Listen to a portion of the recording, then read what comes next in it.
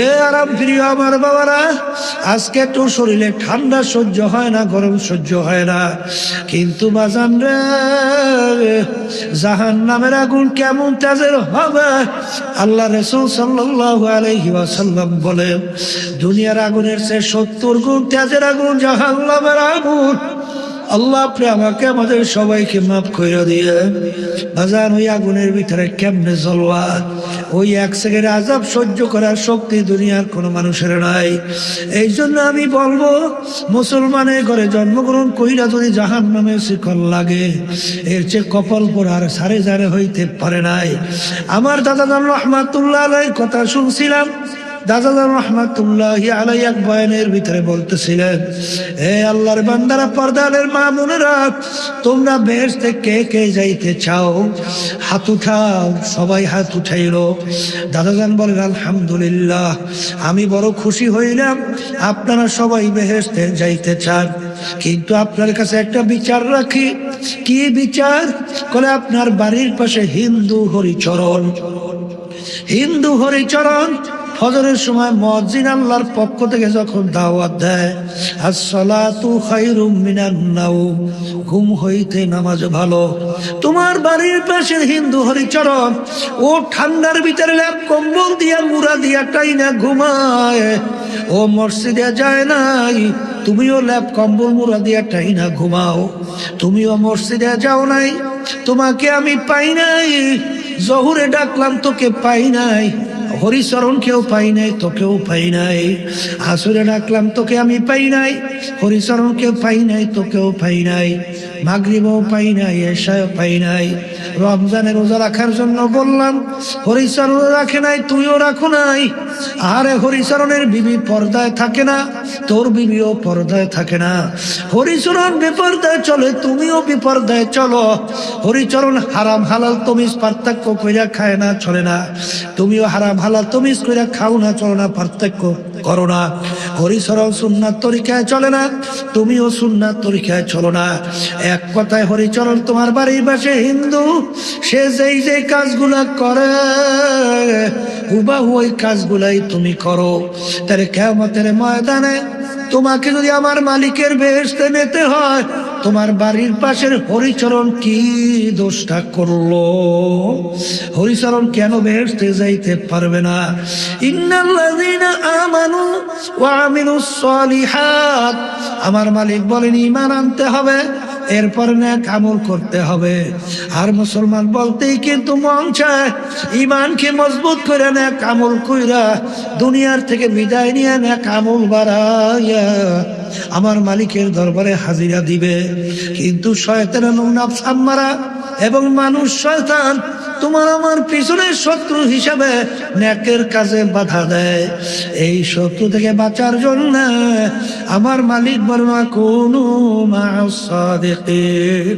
এক জামানা সোহবতে বা আউলিয়া বেহতর আসদ সালেহ তাআত বেরিয়া, সোহবতে সালেহ তোরা সালেহ কুনাদ, সোহবতে তালেহ তোরা তালেহ কুনাদ। গেলে খুশবু এদার হাম্মাম রোজে, রসিদাস দাস্তে মাহবুবে বাদাস্তা। কষ্টি পাথরের সঙ্গে লোহার সম্পর্ক তৈরি হলে ওই লোহা স্বর্ণে পরিণত হইয়া যায়।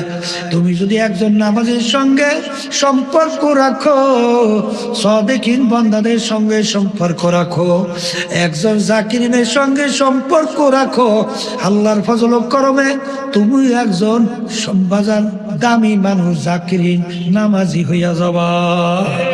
এই জন্য আমার বাজানদেরকে বলবো, পর্দারে মা বোনদেরকে বলবো, আমার আব্বা যেন বলতেন, দাদা যেন বলতেন, যার পীর নাই বানি, যার মুরব্বী নাই, ওর মুরব্বী হয় শয়তান। এই জন্য পরীক্ষামূলক দেখবেন, যারা সাদিকিন বান্দাদের সঙ্গে সম্পর্ক রাখে, তাদের ঈমানের অবস্থান, তাদের আমল নেকের অবস্থান তাকাইয়া দেখবা। যারা সম্পর্ক রাখে না, দিন আর রাত্র পার্থক্য। লাইন শাকারতুম লাযীদান্নাকুম ওয়ালাইন কাফারতুম ইন্না আযাবি লাশাদীদ। আল্লাহ রাব্বুল আলামিন বলেন, হে আমার বান্দা বান্দীরা, তোমরা যদি আমার আযাব থেকে মুমিনদেরকে বাঁচাতে চাও, নেয়ামত যদি আমার পক্ষ থেকে পাও, শুকরিয়া আদায় করো, নেয়ামত আরো বাড়াইয়া দেব। নেয়ামত পাওয়ার পরে শুকরিয়া যদি আদায় না করো, নেয়ামত তো বাড়ানো হবেই না, বরঞ্চ শক্ত আযাব তোমাদের উপরে চাপাই দেওয়া হবে। নাউযুবিল্লাহ। অনেকের কানে মাহফিলের দাওয়াত পৌঁছার পরেও অনেকের সুযোগ থাকা সত্ত্বেও মাহফিলে আসে নাই। আবার অনেকে কষ্ট স্বীকার করে বহু দূর থেকে পাগলের মতো সুইটা মাহফিলে আসে। মান জাদ্দা ওয়াজাদা, যে যে জিনিস পাওয়ার জন্য চেষ্টা করে ওই জিনিসে পাইয়াও যায়। একটা নেকির প্রয়োজন সম্পর্কে জানেন, ফামান ইয়া'মাল মিসকালা যাররাতিন খায়রান ইয়ারা ওয়া মান ইয়া'মাল মিসকালা যাররাতিন শাররান ইয়ারা। যাররা পরিমাণ তোমার যদি নেকি থাকে তার ফল তুমি ভোগ করতে পারবে, যাররা পরিমাণ গুনাহ থাকলেও তার ফল ভোগ করতে হবে। কে বলছেন? আল্লাহ। একটা কাপড় ধুইয়া নিগড়াইয়া রোদের ভিতরে ঝাড়া দিবে, লক্ষ লক্ষ রেণু রেণু দেখা যায়। এক একটা রেণুকে বলা হয় জাররা। এই পরিমাণ গুনাহ থাকলেও তার ফল ভোগ করতে হবে। কে বলছেন? আল্লাহ। তাহলে এখানে যারা আসছেন, নিয়াত যাদের সহিহ, আল্লাহ কবুল করলে লক্ষ লক্ষ নেকি আল্লাহ রাব্বুল আলামিন আমল নামায় দান করবে। তাহলে আমরা যারা মাহফিলে আসছি, জিতছি না ঠকছি? এখন কথা হলো, যারা আজকে নেকির গুরুত্ব দেয় না, নেকি সংগ্রহের জায়গা কিন্তু দুনিয়াতে। দুনিয়া থেকে বিদায় হওয়ার পরে নেকি সংগ্রহের সুযোগ আছে? হ্যাঁ, কিয়ামতের ময়দান এত কঠিন ভয়াবহ হবে। আল্লাহ রাব্বুল আলামিন কোরআনুল কারীমের ভিতরে বলছেন, ইয়াউমা ইয়াফিরুল মারউ মিন আখিহি ওয়া উম্মিহি ওয়া আবিহি ওয়া সাহিবাতিহি ওয়া বানিহি লিকুল্লি ইমরিইম মিনহুম ইয়াউমা ইযিন শা'নুন ইউগনি। রব্বুল আলামিন বলছেন, এত ভয়াবহ কিয়ামতের ময়দান হবে, মা পর্যন্ত সন্তানের পরিচয় না দিয়া মা সন্তান থেকে ভাইগে যাবে। নাউযুবিল্লাহি তাআলা। এত বড় ভয়াবহ কঠিন অবস্থায় কেউ কাউকে নেকি দিবে, চিন্তা করা যায়? সবাই মুখ খুলে বলেন যায়। তাহলে নেকি সংগ্রহের জায়গা কোথায়? বলেন দুনিয়াতে। আবার মুখ খুলে বলেন দুনিয়াতে। এই দুনিয়ায় থাকা অবস্থায় নেকি কামাই করার পরই আমাদের আখিরাতের জিন্দেগিতে পাড়ি জমাতে হবে। কথা ঠিক? তাহলে যারা আজকে মাহফিলে আসছেন, আল্লাহ যদি কবুল করে নিয়াত যাদের সহিহ, লক্ষ লক্ষ নেকি রব্বুল আলামিন আমল নামায় দান করবে। তাহলে আমরা যারা মাহফিলে আসছি, জিতছি না ঠকছি? জোরে বলেন জিতছি। আর যারা আসে নাই, ঠকছি। এখন কথা হলো, আপনি আর আমি তো বলি জিতছি আর ঠকছে, কিন্তু এক শ্রেণী কিন্তু মুসলমানের ঘরে জন্মগ্রহণ করার পরে মুসলমান সন্তানগুলো আজকে আমাদের কথাগুলো নিয়ে তারা টিটকারি মারে, হাসাহাসি করে, একজন আরেকজনের গায়ে ঢইলা ঢইলা পড়ে। কথা ঠিক কিনা? আমাদের কথা হলো যে তোমরা অনেক শিক্ষায় শিক্ষিত হয়েছো, অনেক ডক্টরেট ডিগ্রি অর্জন করেছো, আরো অনেক কিছু পণ্ডিত হয়েছো, তোমাদের সঙ্গে আমাদের কোনো ঝগড়া মারামারি কাটাকাটি কিছুই প্রয়োজন নাই। আমি বুঝের জন্যে কোরআনুল কারীমের শুরুর আয়াত তেলাওয়াত করছি। কিসের আয়াত? ভূমিকা। সেই শুরুর আয়াতের ভিতর আল্লাহ রাব্বুল আলামিন বলছেন, যালিকাল কিতাব লা রাইবা ফি। এই যে কিতাব দেখো, এর ভিতরে সন্দেহ ভুল কিছুই নাই। এখন কথা হলো, আল্লাহ হাবিব সাল্লাল্লাহু আলাইহি ওয়াসাল্লাম তিনি দুনিয়ার দিক থেকে উম্মি ছিল, নিজের দস্তখত করতে জানতেন না। তার উপরে কোরআনুল কারীম নাযিল হলো। কোরআনুল কারীম নাযিল হলো আরবি ভাষায়। আরবের কাফেরেরা কিন্তু আরবি ভাষী ছিল, তারা কিন্তু বহু চেষ্টার পরেও কোরআনুল কারীমের ভিতরে ভুল বের করতে পারে নাই। বলেন পারছে? এরপরে 1450-1500 বছরের কাছাকাছি এত ইসলামের শত্রু দুনিয়ার থেকে গেল, বর্তমানে আছে। তারাও কিন্তু চেষ্টা কম করে নাই, তারাও কিন্তু করতেছে, কিন্তু ভুল আজ পর্যন্ত বের করতে পারে না। বরঞ্চ যারাই চেষ্টা করছে তারাই কিন্তু কালিমা পড়ে মুসলমান হয়ে গেছে। অনেক সময় আমি উদাহরণ দিয়ে বলি, এই যে কানাডার টরন্টো রাজধানী ইউনিভার্সিটির প্রফেসর ক্যারি মিরো গণিত এবং যুক্তি শাস্ত্রের উপরে পাণ্ডিত্য অর্জন করছেন। তিনি কিন্তু আহমদ দিদারের সঙ্গে কোরআনুল কারীম এবং বাইবেল নিয়ে যখন ডিবেট হয়, এক পর্যায়ে তিনি যখন নাকি কোরআনুল কারীম নিয়ে রিসার্চ করে ক্যারি মিরল দেখে কোরআনুল কারীমের ভিতরে কোনো ভুল তো নাই, বরঞ্চ কোরআনুল কারীম তার সিগন্যাল দেয় যত ভুল তালাশ করবি পাবি না। এক পর্যায়ে তিনি নিজেই কালিমা পড়ে মুসলমান হয়ে গেছে। এরকম আমাদের পাশের রাষ্ট্র ভারত, শিব শক্তি মহারাজ বহুত ভাষার উপরে ডক্টরেট ডিগ্রি, 12 ভাষার উপরে পাণ্ডিত্য অর্জন করছিল। তিনি কিন্তু কোটি কোটি হিন্দুদের দেবতা ছিলেন, ধর্মীয় ভগবান। এই ধর্মীয় ভগবান তিনিও কিন্তু প্রায় 3টে আশ্রমের মালিক ছিল, বিদ্যাবন সহ। শিক্ষার দিক থেকে এত বড় ডিগ্রিধারী, সম্পদের দিক থেকে শত শত কোটি টাকার মালিক, সম্মানের দিক থেকে কোটি কোটি হিন্দু তাকে হাত জোর করে সামনে নমস্কার দেয়, তাকে সম্মান দেখায়। কিন্তু তিনিও কিন্তু রিসার্চ করার পরে কালিমা পড়ে মুসলমান হয়ে গেছে।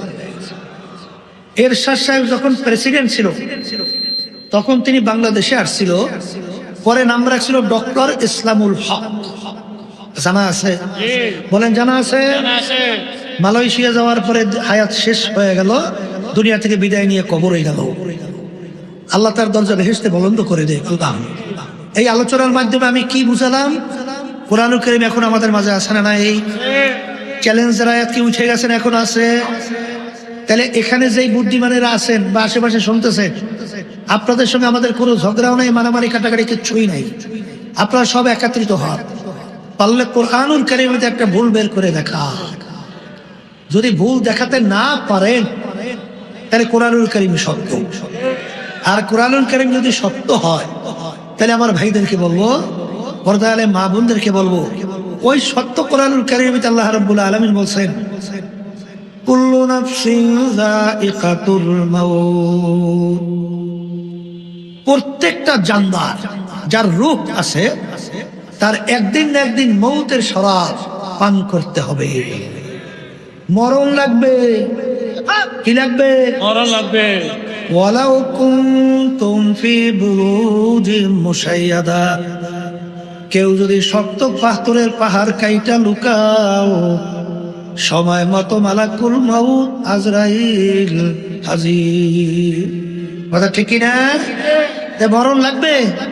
আসতে বলে লাগবে। মরণ যেহেতু লাগবে, একবার যদি কেউ দুনিয়া থেকে বিদায় নিয়ে কবরে যায়, দ্বিতীয়বার দুনিয়াতে আসতে পারবেন কে কে? কেউ না। আসা যায়? কেউ আসতে পারবে? পারবে না।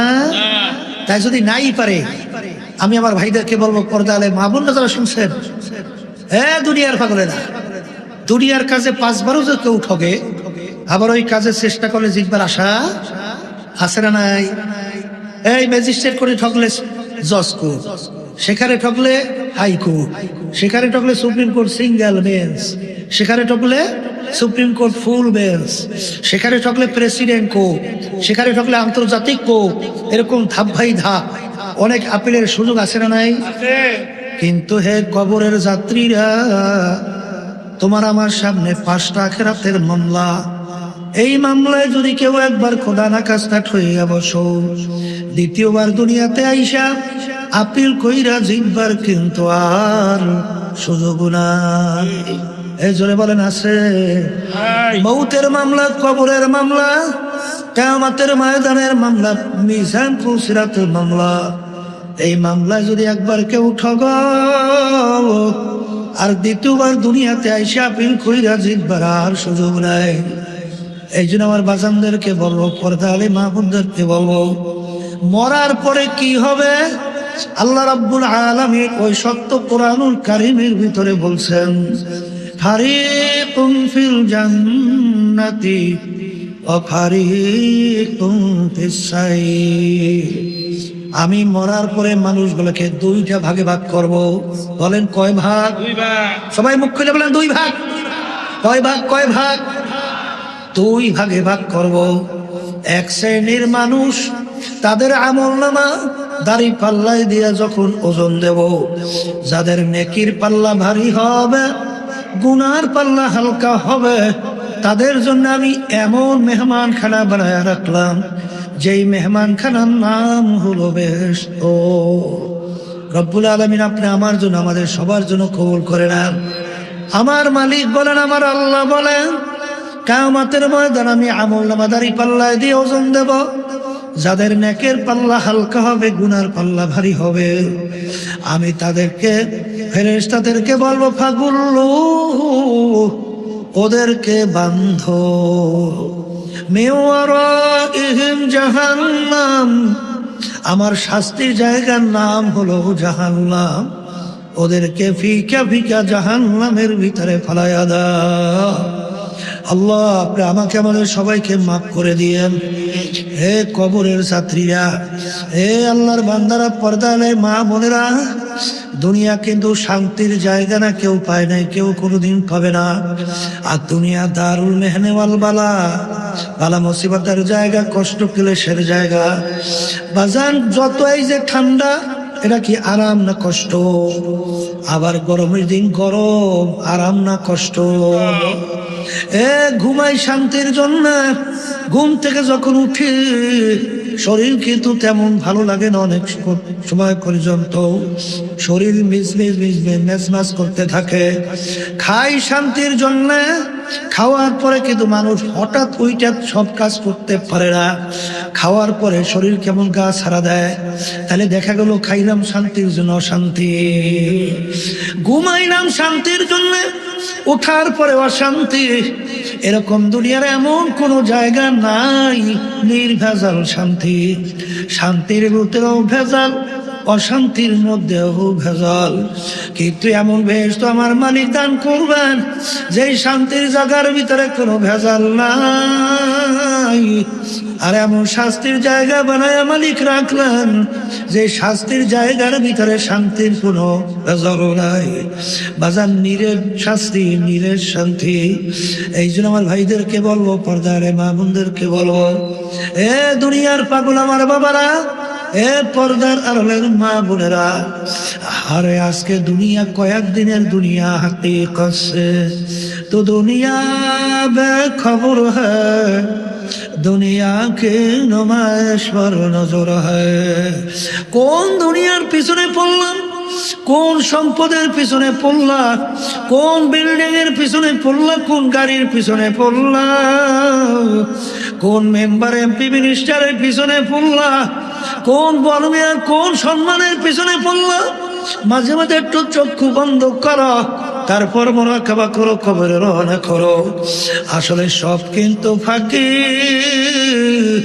আমার আব্বাজান রহমাতুল্লাহ আলাইহি বলতেন, এ দুনিয়ার মানুষ ডাকাইতের দলের সর্দার, ওর কত পাওয়ার, ওর দলীয় লোক কোন অন্যায় করলে অনেক সময় গুলি কইরা পর্যন্ত মেয়েরা ফেলায়, কত শাস্তি প্রয়োগ করে। ওর এই মাতুব্বারি সর্দারি কতক্ষণ? পুলিশের হাতে অ্যারেস্ট হওয়ার আগ পর্যন্ত। যখন পুলিশের হাতে অ্যারেস্ট হয়ে যায়, যখন ওকে বুট দিয়া পাড়ায় লাইছে, যখন ওর হাড্ডি গুড্ডি ভাইয়া ফেলায়, কোথায় যায় ওর সর্দারগিরি, কোথায় যায় সারগিরি। ঠিক আমার বাজানদেরকে বলবো, আজকে চক্ষু খোলা কোন দুনিয়ায় স্বাধীনতা পাইয়া আমার মালিক তোমাকে আমাকে দুনিয়ায় পাঠাইয়া আমার মালিক ঘোষণা করলেন, আমহিরহুম রুয়াইনা, আমি তোদেরকে স্বাধীনতা দান করলাম। কেন? লিয়াবলুয়াকুম আইয়ুকুম আহসানু আমালা, পরীক্ষা নেওয়ার জন্য। এই পরীক্ষার হলের মধ্যে ছাত্রছাত্রী যখন পরীক্ষা দেয়, বাজান স্বাধীনভাবে যা মনে করে তা লেখবে, তাকে বাধা দেওয়ার কোনো আইন নাই। ঠিক দুনিয়ার ভিতরে আমার মালিক তোমাকে পাঠাইয়া স্বাধীনতা পরীক্ষার হলের ভিতরে দান কইরা পরীক্ষার হলের ভিতরে পরীক্ষা দিবা, যা মনে কয় তা করবে, আমার মালিক দুনিয়ায় কিছু বলবে না। আল্লাহর হাবিবকে কাফেররা এমন ভাবে আঘাত করলো, আল্লাহর হাবিবের মাথা মুবারকের মধ্যে পর্যন্ত হেলমেট ভাইগা ঢুইকা পড়ছিল। আমার মালিক এই পরীক্ষার হলের মধ্যে ওদেরকে কিছু বলে নাই। আর আল্লাহর হাবিব তায়েফের ময়দান তাকে এমন ভাবে আঘাত করলো, তার শরীর মোবারক থেকে রক্ত মোবারক বের হইয়া আল্লাহর হাবিবের জুতা মোবারক পর্যন্ত আটকে গেছিল। আল্লাহ রাব্বুল আলামিন স্বাধীনতার ভিতরে কিছু বলে নাই। আহারে স্বাধীনতার মধ্যে কত ধরনের জালেমরা জুলুম করলো, আমার মালিক কিন্তু কিছু বলবেন না। কারণ তাহলে স্বাধীনতা থাকে না, পরীক্ষার ফলও থাকে না। কিন্তু মনে রাখিও এ দুনিয়াদার পাগল, যেরকম একটা বড় মাছের মুখের ভিতরে বসি হলো, যখন বসি লাগার সঙ্গে সঙ্গে মাছ দৌড় দেয়, মনে হয় যেন মাছ ডাক দিয়ে বলে বসি হলো তোমার থেকে আমি সুইটা চইলে আসছি। আর বসিওয়ালা ডাক দিয়ে বলে মাছেরা তোর মুখের ভিতরে আমি বসি লাগাই ছাইরে দিলাম, তুই তামাক পুষ্কনি ঘর ঘুরতে ঘুরতে যখন দুর্বল হইয়া পেটখানা পানির উপরে ভাসাইয়া দিবি, আস্তের উপরে তোকে আমি ধইরা নিয়ে আসবো, আর পানিতে থাকতে পারবি না। ঠিক দুনিয়ার পাগল, হে বড় লোক আমার বাবারা, হে বড় শিক্ষিত আমার বাবারা, হে শৌখিন আরাম প্রিয় আমার বাবারা, হে পর্দার আড়ালের মা বোনেরা, আমার মালিক তোমাকে আমাকে কুল্লু নাফসে যায়িকাতুল মাউত এই বসি লাগাইয়া স্বাধীনতার ভিতরে ছাইরা দিল। ঘর ঘর ঘর করতে করতে হায়াতের বেড়া পার কইরা যখন তুই মৌতের বিছানায় তোর পেটখানা ভাসাইয়া দিবি, আমার আজরাইল যখন সিটি বাজাইয়া বসবে, যত ডাক্তার কবিরা চেষ্টা করুক না কেন, রাখতে কিন্তু আর পারবে না। এ দুনিয়াদার পাগল আমার বাবারা, কেউ থাকতে পারে না, কেউ পারবে না। এখন যেদিন তোমার হায়াতের বেলা শেষ হবে, এখন দুনিয়ার দিকে তাকাইয়া দেখো, রূহ তন সে উড় গই, মুর্দা কি হালত ক্যা হুই। এখন তাকাইয়া দেখো, তোমার গার জামাটা কাইটা নামাইয়া নিয়ে যায়, তোমার কোমরের ভিতরে চাবি পর্যন্ত কাইটা নিয়ে যায়। এখন তোমাকে বড়ই পাতা গরম কইরা পানি দিয়া গোসল করা, তোমাকে সাদা 3টা কাপড় দিয়া পেঁচ দেয়, মাথার ভিতরে বান্ধায়, মাজার ভিতরে বান্ধায়, পায়ের ভিতরে বান্ধিয়া তোমাকে প্যাকেট করিয়া ফেলাইয়া রাখে। এখন তুমি মনকে বুঝাইয়া বলো, ওরে মন এখন কেমন দেখা যায়? মন বুঝে বা না বুঝে, এরকম কিন্তু একদিন ঘটনা ঘটবে, এরকম একদিন ঘটনা ঘটবে। তোমাকে সাদা 3টা কাপড় দিয়া প্যাচ দিবে, মাথার ভিতরে, মাজার মধ্যে, পায়ের ভিতরে বান্ধিয়া প্যাকেট করিয়া সোজা করিয়া ফেলাইয়া রাখবে। এখন তুমি মনকে ডাক দিয়ে বলো, রে মন, তোমাকে কি সিগন্যাল দেয়? মাথার বান্ধে বোঝা গেল রে আর কোন দিন মাথা নাড়ার শক্তি না। মাজার বাঁধলে বোঝা গেল রে আর কোন দিন উঠে বসার শক্তি নাই। আর বাংলা বোঝা গেল রে আর কোন দিন এটা চার শক্তি নাই। এখন দুনিয়ার দিকে তাকাইয়া দেখো, হে আমার বড় লোক বাবারা, ধনী বাবারা, যারা আজকে কামাইয়ের ব্যাপারে হারামকে হারাম বলো না, ঘুষকে ঘুষ মনে করো না, সুদকে সুদ মনে করো না, সাদাবাজি চান্দাবাজি করতে মোটেও যারা চিন্তা করো না, পরের মাল ঠগাইয়া নিজের সম্পদ বাড়াইতে চিন্তাও করো না। আর এখন এই সম্পদ দিয়া কার জন্য রাখো? বাজার ফরিদপুর গেছিলাম, এক বড় লোক মারা যাওয়ার পরে শুনতেছিলাম যত অন্ধকার হয়ে আসতেছে, ঘরের ভিতর থেকে ডাক দিয়া বলে তাকে রাত্রে ঘরে রাখা যাবে না, এই মরা লাশ দেখলে ছোট ছোট বাচ্চারা ভয় পাইবে। ঘরে মসজিদের ভিতর থেকে খাট বের কইরা খাটের ভিতরে উঠাইয়া আহারে সারা রাত্র মসজিদের বারান্দায় নিয়ে পালাইয়া রাখছে। ওর কষ্টের কামাই করা টাকার বাহারে ওকে জায়গা দেয়। এ দুনিয়া আমার পাগল বাবারা, যারা দুনিয়ার পিছনে পইরা স্থায়ী জিন্দিগি আখিরাতের জিন্দিগি ঘলছো, সেই বাজানদেরকে বলবো, পর্দালে মা বোনদেরকে বলবো, কিয়ামতের ময়দান একজন আর একজনকে প্রশ্ন করবে, ভাই কামলা বিছনা, আমরা দুনিয়ার মধ্যে কতদিন ছিলাম? একজনে উত্তর দেবে লাবিসনা ইয়াউমান আও বা'দা ইয়াউম, একদিন অথবা একদিনের মনে হয় কিছু অংশ ছিলাম।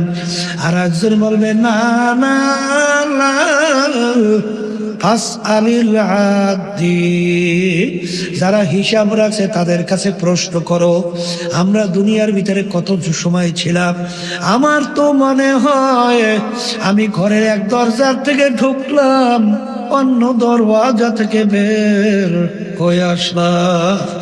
ঘরের দরজা দিয়ে ঢুকলাম, বের হই না, এরকম ঢুকলাম বের হলাম, এরকম তো আমার দুনিয়ার জিন্দিগি মনে হয়। হে বড় লোক আমার বাবারা, হে আরাম প্রিয় আমার বাবারা, হে পর্দার আড়ালের মা বোনেরা, যার যত বয়স হয়ে গেল পিছনের দিকে একটু তাকাইয়া দেখো, মনে হয় সব কালকের ঘটনা। ওদিকে আয়নার সামনে যখন চেহারার দিকে তাকাই, দেখি কাঁচা দাড়িগুলা পাইকা সাদা হয়ে গেল, দাঁতুলা পয়রা পুকরা হইয়া গেল। কত লোক নিয়ে একসঙ্গে চার টেবিলে চা খাইলাম, গল্পের টেবিলে গল্প করলাম, আরে বাজারে বাজার করলাম। এখন সেই লোকগুলোকে আর গল্পের টেবিলে পাওয়া যায় না, চার টেবিলেও নাই, গল্পের টেবিলেও নাই। এমন একদিন আসবে রে মন, দুনিয়ার সবকিছু তার নিয়ম অনুযায়ী চলতে থাকবে, কিন্তু তুমি আর আমি থাকবো না।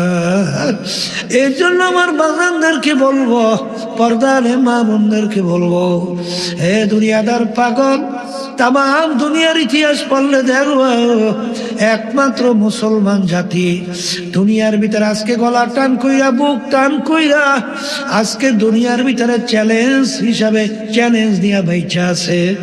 অন্য কোন জাতি আজকে দুনিয়ার ভিতরে চ্যালেঞ্জের ভিতরে টিকতে পারে নাই।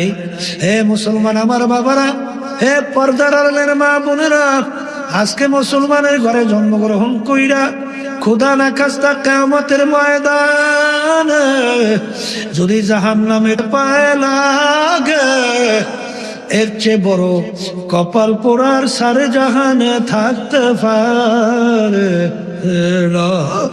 এই জন্য আমার ভাইদেরকে বলবো, পর্দার মা বোনদেরকে বলবো, এ আরাম প্রিয় আমার বাবারা, আজকে একটু শরীরে ঠান্ডা সহ্য হয় না, গরম সহ্য হয় না, কিন্তু বাজান রে, জাহান্নামের আগুন কেমন তেজের হবে?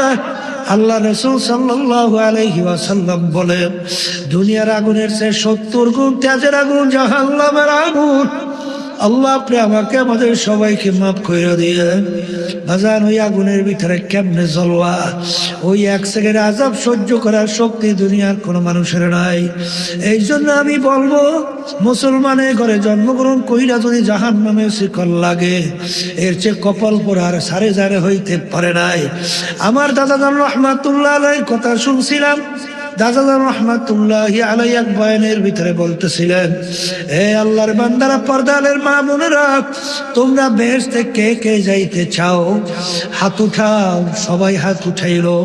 দাদাজান বলেন, আলহামদুলিল্লাহ, আমি বড় খুশি হইলাম আপনারা সবাই বেহেশতে যাইতে চান, কিন্তু আপনার কাছে একটা বিচার রাখি। কি বিচার? বলে, আপনার বাড়ির পাশে হিন্দু হরিচরণ ফজরের সময় মুয়াজ্জিন আল্লাহর পক্ষ থেকে যখন দাওয়াত দেয়, আসসালাতু খায়রুম মিনান নাওম, ঘুম হইতে নামাজ ভালো। তোমার বাড়ির পাশে হিন্দু হরিচরণ ও ঠান্ডার ভিতরে ল্যাপ কম্বল দিয়া মুড়া দিয়া টাইনা ঘুমায়, ও মসজিদে যায় নাই, তুমিও ল্যাপ কম্বল মুড়া দিয়া টাইনা ঘুমাও। তুমিও মসজিদে যাও নাই, তোমাকে আমি পাই নাই। জহুরে ডাকলাম, তোকে পাই নাই। হরিচরণ কেউ পাই নাই, তোকেও পাই নাই। আসরে ডাকলাম, তোকে আমি পাই নাই। হরিচরণ কেউ পাই নাই, তোকেও পাই নাই। মাগরিবও পাই নাই, এশাও পাই নাই। রমজানে রোজা রাখার জন্য বললাম, হরিচরণ রাখে নাই, তুইও রাখো নাই। আরে হরিচরণের বিবি পর্দায় থাকে না, তোর বিবিও পর্দায় থাকে না। হরিচরণ বেপর্দায় চলে, তুমিও বেপর্দায় চলো। হরিচরণ হারাম হালাল তমিজ পার্থক্য কইরা খায় না, চলে না। তুমিও হারাম হালাল তমিজ কইরা খাও না, চলো না, পার্থক্য করো না। হরিচরণ সুন্নাত তরিকায় চলে না, তুমিও সুন্নাত তরিকায় চলো না। এক কথায় হরিচরণ তোমার বাড়ির পাশে হিন্দু, সে যেই যেই কাজগুলা করে হুবাহু ওই কাজগুলাই তুমি করো। তাহলে কিয়ামতের ময়দানে তোমাকে যদি আমার মালিকের বেহেশতে নিতে হয়, তোমার বাড়ির পাশের হরিচরণ কি দোষটা করলো? হরিচরণ কেন বেহেশতে যাইতে পারবে না? ইন্নাল্লাযীনা আমানু ওয়া আমিলুস সালিহাত, আমার মালিক বলেন ঈমান আনতে হবে, এরপর নেক আমল করতে হবে। আর মুসলমান বলতেই কিন্তু মন চায় ঈমানকে মজবুত করে নেক আমল কইরা দুনিয়ার থেকে বিদায় নিয়ে নেক আমল বাড়াইয়া আমার মালিকের দরবারে হাজিরা দিবে। কিন্তু শয়তানের নফস আম্মারা এবং মানুষ শয়তান তোমার আমার পিছনে শত্রু হিসাবে নেকের কাজে বাধা দেয়। এই শত্রু থেকে বাঁচার জন্য আমার মালিক বলনা কুনু মা'আস সাদিকিন। এক জামানা सोबते बा औलिया बेहतर असद साले ताअत बेरिया सोबते सालेह तुरा सालेह कुनाद सोहबते तालेह तुरा तालेह कुनाद गिले खुशबू इधर हम्माम रोज़े रसीद अज़ दस्त महबूब बदस्ता। কষ্টে পাথরের সঙ্গে লোহার সম্পর্ক তৈরি হলে ওই লোহা স্বর্ণে পরিণত হইয়া যায়। তুমি যদি একজন নামাজীর সঙ্গে সম্পর্ক রাখো, সাদিকিন বান্দাদের সঙ্গে সম্পর্ক রাখো, একজন জাকিরিনের সঙ্গে সম্পর্ক রাখো, আল্লাহর ফজল ও করমে তুমি একজন বাজার দামি মানুষ, জাকিরিন নামাজি হইয়া যাবা। এই জন্য আমার বাজানদেরকে বলবো, পর্দারে মা বোনদেরকে বলবো, আমার আব্বা যেন বলতেন, দাদা যেন বলতেন, যার পীর নাই বাণী, যার মুরব্বী নাই, ওর মুরব্বী হয় শয়তান। এই জন্য পরীক্ষামূলক দেখবেন, যারা সাদিকিন বান্দাদের সঙ্গে সম্পর্ক রাখে তাদের ঈমানের অবস্থান, তাদের আমল নেকের অবস্থান তাকাইয়া দেখবা। যারা সম্পর্ক রাখে না, দিন আর রাত্র পার্থক্য। আমার মালিক বড় দয়ার, আমার মালিক বড় মায়ার। যখন ঠান্ডার ভিতরে মালিক মাহফিলে নিয়ে আসছেন, দুই হাত মালিকের দরবারে তোলো, দুই চোখের পানি ছাড়ো, মালিকের দরবারে মাপ চাও। যদি মাপ চাওয়ার মতো গুনার থেকে চাইতে পারো, শুধু মাপ করবেন গুনাহ তাই না, আমার মালিক তোমার আমার গুনাহকে নেকের দ্বারা পরিবর্তন করবে। আল্লাহুম্মা আমিন। এ ঘরের মেয়ে লোকেরা হাত উঠাও, গুনার কথা মনে করো, দুই চোখের পানি ফালাও, আমার মালিকের দরবারে কান্দো আর মাপ চাও। যদি কান্না না আসে, মনকে বুঝো রে মন, একদিনে ঘরের দরজা দিয়ে নতুন বউ হইয়া উঠছিল রে মা। কত মেয়ে লোকে শরবত খাওয়াইল, কত মেয়ে লোকে বাতাস করল। আবার এমন একটা দিন আসবে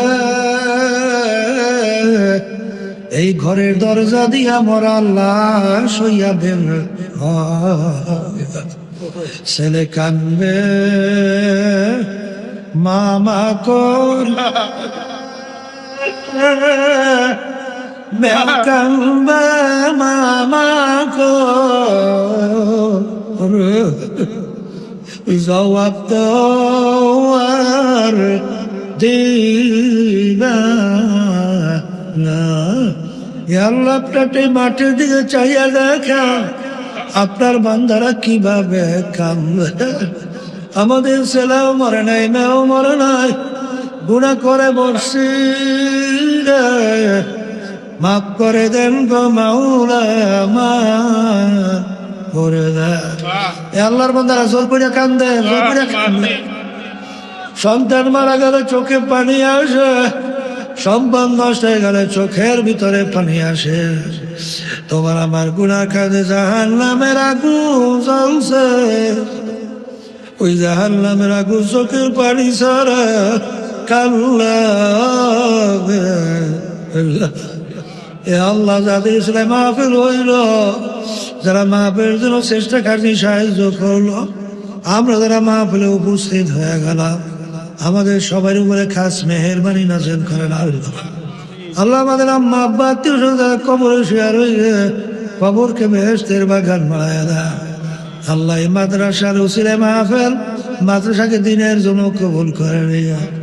সুবহান রাব্বিকা রাব্বিল ইজ্জাতি আম্মা ইয়াসিফুন ওয়া সালামুন আলাল মুরসালিন ওয়ালহামদুলিল্লাহি রাব্বিল আলামিন।